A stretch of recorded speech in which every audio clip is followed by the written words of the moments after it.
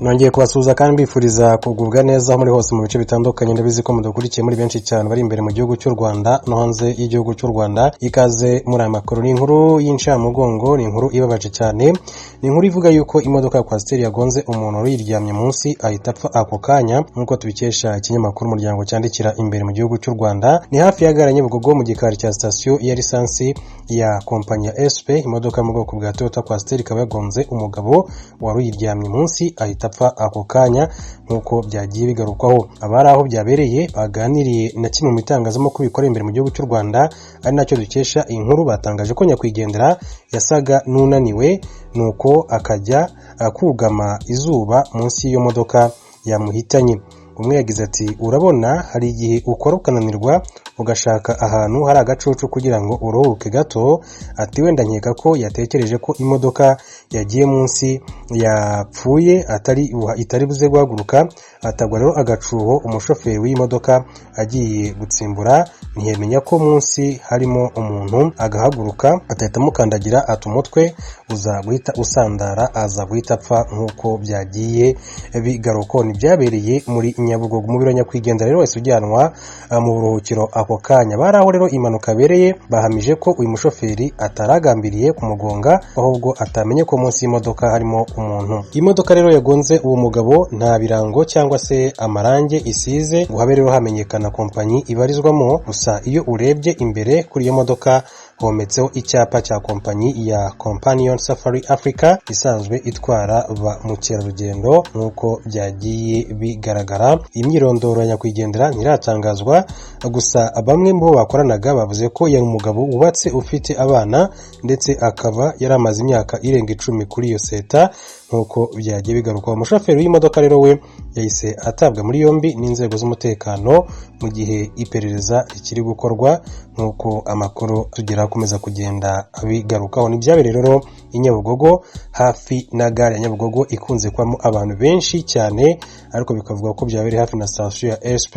Reka rero twifurize urukodashira uyu muvandimwe, hanyuma twihanganishe umuryango we, hanyuma twizera neza ko inzego z'umutekano ziza gukora iperereza zikamenya neza icyateye uru rupfu. Mu yandi makuru, abimukira 3 bishwe na gare moshi, naho undi umwe arakomereka bikomeye ubwo yabagongaga mu majyepfo ashyira uburengerazuba bw'Ubufaransa. Umukuru w'akarere kaho byabereye na polisi bavuze ko abimukira bari baryamye mu nzira ya gare moshi ubwo yabagongaga mu mujyi ukora ku nyanja hafi ya Biarritz mu gitondo cyo kuri wa kabiri. Polisi irimo gukora iperereza, ariko uburyo ngo byabayemo ngo baracyari urujijo. Umukuru wa komine wa Ibereye yavuze ko aho byabereye ari mu gace kazwiho cyane kunyurwamo n'abimukira. Meya Eneko Adana Duarte yabwiye televiziyo BFM TV ko mu Bufaransa ko abo bimukira bari basinziriye cyangwa se baryamye mu nzira ya gare ya moshi. Polisi irimo kugerageza ngo kumenya imyirondoro yabo. Ikinyamakuru Parisien gisubiramo amagambo y'umupolisi cyatangaje ko bose ari Abanyalgeria.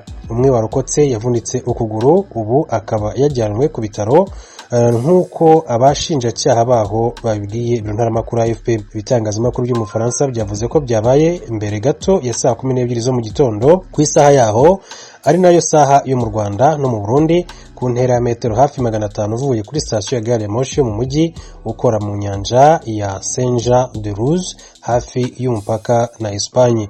Iyo gare ya moshi ngo yarivuye Iteye yerekeza mu mujyi wa Bordeaux. Ibikorwa by'ingendo za gare ya moshi byahagaze igihe gito, ariko nyuma y'amasaha make byongera kugenda bisubukurwa. Mendi makuru, inama ya Francophonie yagombaga kubera ku kirwa cya Djerba i Tunis mu gihugu cya Tunisia mu kwezi gutaha ku Gushyingo, ariko mu nama y'akanama gahoraho ku muryango kuri uyu wa kabiri tariki ya 12 Ukwakira, abahagarariye ibihugu 88 bigize uyu muryango bemeye kuyisubika kugeza mu Muhindo 2022. Ibihugu bigize umuryango wa la Francophonie byemeye gusaba ko isubikwa mu gihe cy'umwaka umwe, nk'uko bisobanurwa n'itangazo ryashyizwe ahagaragara ku mugoroba wo kuri wa kabiri ku rubuga rwa OIF. Iri tangazo riragira riti, kubera ikibazo cy'ubuzima kibasiye isi yose muri iki gihe ndetse n'ibishidikanywa byinshi cyane bivamo, Bwana Kais Saied, perezida wa Repubulika ya Tunisia, na Madame Louise Mushikiwabo, umunyamabanga mukuru wa la Francophonie, uyu munsi bemeye gusubika inama 18 ya Francophonie yagombaga kuba ku itariki ya 14 na 13 Ukuboza 2020 Tunis. Radio mpuzamahanga y'Abafaransa RFI ikaba ivuga ko kuva perezida wa Tunisia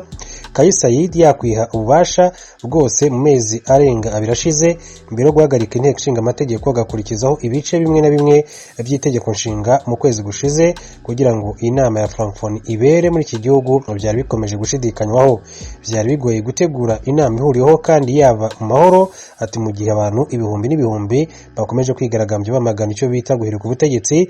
Uwoze ari perezida Monsef Mazoki ndetse ku giti cye akaba yasabye ko iyi nama itabera muri Tunisia. Bivuga ko ibihugu byinshi cyane bigize IEF byagaragarije umunyamabanga makuru Madame Louise Mushikiwabo ko ari ikibazo gikomeye cyane. Wa gatandatu nibwo Louise Mushikiwabo yagiye muri Tunisia kumva perezida Kais Saied wongeye kuvuga ko yiteguye kwakira inama ndetse no kumwereka imyiteguro irimo gukorwa. Abateguraga inama bari bijeje ko leta zigera kuri 20 zemeje ko zizitabira. Ni mu gihe umuryango wa IEF ugizwe n'ibihugu 88 birimo ibinyamuryango byuzuye 54 birindwi bifite ubunyamuryango bucagase na 27 by'indorerezi nk'uko byagiye bigarukwaho. Amakuru yo mu karere k'ibiyaga bigari. Perezida Paul Kagame w'u Rwanda yanenze ibihugu bisaba ko u Rwanda rurekura umunyapolitike Paul Rusesabagina wakatiwe gufungwa imyaka 25 mu Rwanda. Mu kiganiro yagiranye n'umunyamakuru Steve Clemons ukorera ikinyamakuru The Hills cya hano muri Leta Zunze Ubumwe za Amerika ku ruhande rw'imirimo y'inama yiga ku mutekano ku isi, Perezida Kagame yavuze ko ibihugu bisaba Rusesabagina byirengagiza ibyaha yakoze kandi byarakoranye n'u Rwanda mu kumukoraho iperereza. Umunyamakuru w'Ijwi ry'Amerika Temistokle Mutijima yakurikiranye icyo kiganiro adutegurira inkuru irambuye. Amagambo ya Perezida Kagame aje nyuma y'aho inteko nshinga amategeko y'umuryango w'ubumwe bw'Uburayi yaherukaga gutora yemeza ku bwiganze buri hejuru umwanzuro usaba ko bwana Rusesabagina ubufungiye mu Rwanda yarekurwa ndetse agahita yoherezwa mu gihugu cy'Ububirigi nta kindi kigombye gusabwa. Abadepite bagera kuri 660 nibo batoye bemeza uwo mwanzuro ku majwi 2 ya oya, mu gihe abagera kuri 18 bifashe mu gutorera uyu mwanzuro. Paul Rusesabagina yamenyekanye cyane ku ruhando mpuzamahanga muri filimi Hoteli Rwanda ivuga ku ruhare rwe mu kurokora bari bahungiye muri Hoteli de Mille Collines mu gihe cya Jenoside mu 1994. Uyu yegukanye ibihembo bikomeye birimo n'icyo yahawe n'uwari perezida wa Amerika George Walker Bush mu 2005. Ku bwa Perezida Kagame abamusabira kurekurwa bafite impamvu zabo zitari iz'ubutabera. The same people that created that celebrity status have to work. Abo bamuremye n'ikirangirire bagomba nyine gushaka uko bamurekuza ndetse baburizamo uruhare rwe rwose batitaye ku bagizweho ingaruka n'ibikorwa bye cyangwa batanitaye ku bandi bareganwa banaburaniye hamwe. Aho rero niho bitangarije kuko ubwo bihindutse aho umunyabubasha mu buryo bwose wabishyiramo azaza gutegeka ati oya uyu mugabo mbere na mbere nitwe twamugize ikirangirire, ibyo yakoze byose ntacyo rebaho agomba kurekurwa kubera ko ari umuturage wa Amerika cyangwa se umwenegihugu w'Ububirigi.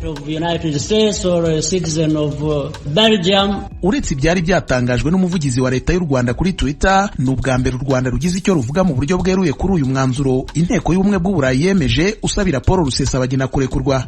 Ni umwanzuro ariko waje ukurikira ibindi byagiye bitangazwa n'imiryango mpuzamahanga nka Rantos Foundation yo muri Amerika ndetse na bamwe mu bategetsi cyane mu bihugu by'Ububirigi na Leta Zunze Ubumwe za Amerika byamagana icyo bise ishimutwa n'iburanisha bavugaga ko ritanyuze mu mucyo rya bwana Rusesabagina. Abo bose bakaba barahurizaga ku gusaba ko yarekurwa byihuse ndetse agasubizwa mu muryango we. Mu kiganiro cye Perezida Kagame yabaye nk'ukurira inzira ku murima bo bose ko ibyo basaba bidashoboka. Iyo miryango cyangwa se ibyo bihugu birakomeye, ariko kandi ntekereza ko natwe tugomba kwita ku mutekano w'abaturage bacu kandi tuzabikora mu buryo bwemewe n'amategeko ndetse dushimitse cyane. Ubwo bazagume mu nkuru zabo za Hollywood, ariko aho bikora ku buzima bwacu, ubuzima bwacu budufitiye agaciro ku rwego rumwe nk'urwo bugafitiye Ababirigi, Abanyamerika cyangwa abandi bose bashaka kubyinjiramo. Ubusabe bwo kurekura bwana Paul Rusesabagina bwongeye kwiyongera nyuma y'aho akatiwe n'inkiko zo mu Rwanda gufungwa imyaka 25 nyuma yo kumuhamya ibyaha bifitanye isano n'iterabwoba. Ibyo bishingiye ku bitero byagabwe ku Rwanda n'umutwe wa FRN ushamikiye ku mpuzamashyaka MRCD yahoze ayoboye. Ibihugu by'Ububirigi na Amerika byagaye inenge zagaragaye mu rubanza rwe aho byavuze ko uburenganzira bw'ubwunganizi butubahirijwe. Paul Rusesabagina ubwe yari yaramaze kwikura mu rubanza avuga ko nta butabera yiteze. Urukiko rukuru rw'ubucuruzi mu Rwanda kuri uyu wa kabiri rwaburanishije urubanza rw'uruganda rw'itabi PTC rwa nyakwigendera Assinapol Rwigara na banki Cogebanque. Ni urubanza rw'ubujurire uru ruganda rusaba ko uruhushya rwo kugurisha hoteli iri mu Kiyovu ruteshwa agaciro ruvuga ko rwatanzwe mu buryo budakurikije amategeko. Avugana na mugenzi wacu Venuste Nshimiyimana, Maître Rwagatare Janvier wunganira PTC yatangiye amubwira uko urubanza rwagenze. Urubanza rwabaye turuvuyemo ubu rwose turiho tuvugana, rwagenze neza, buri ruhande rwagiye rutanga rwima zarwo. Yego, ubwo dutegereje icyo icyemezo urukiko ruzafata. Mwaburanaga mwerekana yuko uburenganzira bwatanzwe bwahawe RDB bwo kugurisha iriya hoteli ya Premier Tobacco Company Limited cyatanzwe mu buryo butemewe n'amategeko. Uyu munsi ni zihe ngingo mwongeye kongeraho mushimangira izo mwatanze? Mu by'ukuri nta nazo, ahubwo twerekanaga yuko mu rukiko rukuru twaziburanye kubera yuko nyine habaye ramvwa, urubanza rugasubira muri Tribunal de Commerce. Yumvikana ko ibitaraburanishijwe mu by'ukuri nibyo byaburanishijwe uyu munsi. Ibyo bitaburanishijwe ni bihe?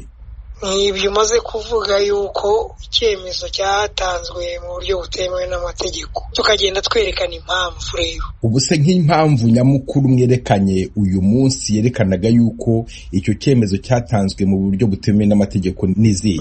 Hari urubanza ruvuga yuko nta cyemezo na kimwe kizongera gutangwa ku ngwate, urukiko rukanazisubiramo. Ni urubanza rwaciwe muri 2017 ruva itegeko kugeza ubu twajya kurureba tugasanga nta kindi cyemezo cy'urukiko kigeze kiruvana. Tukavuga tuti mu gihe rero gifite agaciro karwo, nta kuntu mwatanga ikindi cyemezo cyo kugurisha kandi urukiko rwarabihujije. Ni urukiko rukuru rw'ubucuruzi. Uretse kugaragaza yuko iryo tegeko ryo muri 2017 rivuga ko nta ngwate ishobora kongera kugurishwa, mwerekana ko urukiko rudashobora kwivuguruza, hari indi ngingo mwatanze yerekana yuko Cogebanque nk'uko mwari mwabwiye Ijwi ry'Amerika yabahaye urupapuro rwerekana ko nta nguzanyo mufite. Iyo ngingo yo mwayigarutseho? Nk'uko nabikubwiye ubushize, usibye ko twayinyuzeho gatoya, ariko nk'uko nabikubwiye ubushize, urebye izarebwa mu rubanza mu mizi.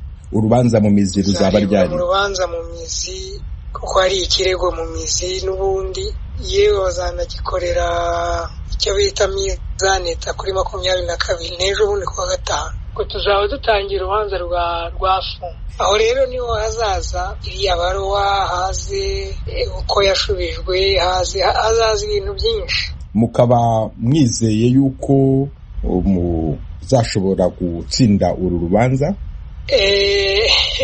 Ngo abantu bahura nari babiri, umwe aba yigiza nkana, ariko rwima zifite zihagije ku buryo zagira icyizere ku ruhande rwacu. Twebwe icyo tuba dutegereje ni icyemezo cy'urukiko, kandi uko kije cyo kose turacyakira. Maître Rwagatare Janvier wunganira Premier Tobacco Company Limited ya nyakwigendera Assinapol Rwigara, ndagushimye cyane kubw'aka kanya uhaye Ijwi ry'Amerika. Nakoze Venice, nakoze.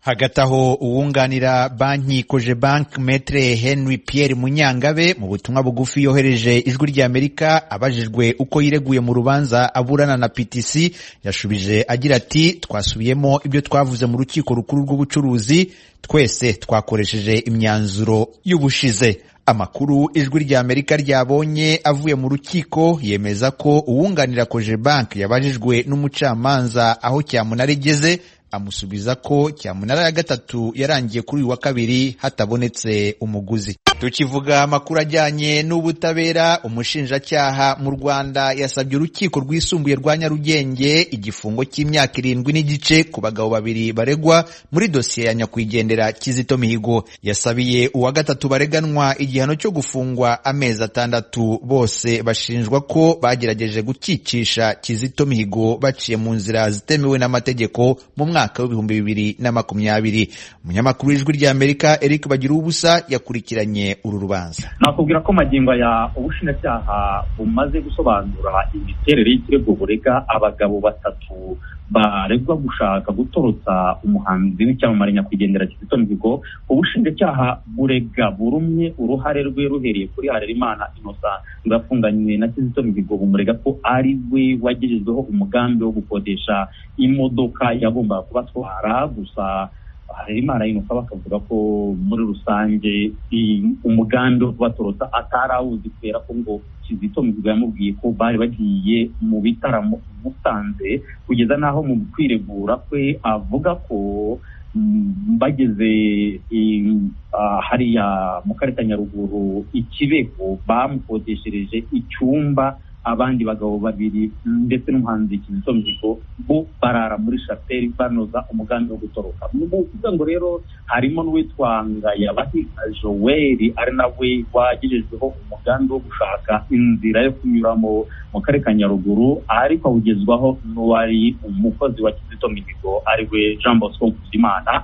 Abo bombi rero icyo cyaha baracyemera, ariko bagahakana icyaha cyo gutanga indonke cyangwa se ruswa. Uwitwa Jean Bosco Nkuzimana we yavuze ngo ni ibintu ubushinjacyaha bwahimbye, aravuga ngo icyo ni ikinyoma cyambaye ubusa mu magambo ye. Ni ukuvuga ngo rero ubushinjacyaha buvuga ko bwasanganye uwo Jean Bosco Nkuzimana amafaranga 420 y'amanyarwanda ndetse n'amadolari 300 y'abanyamerika, buvuga ko bagombaga gukoresha mu gutanga ruswa bamaze kwambutsa umuhanzi nyakwigendera Kizito Mihigo.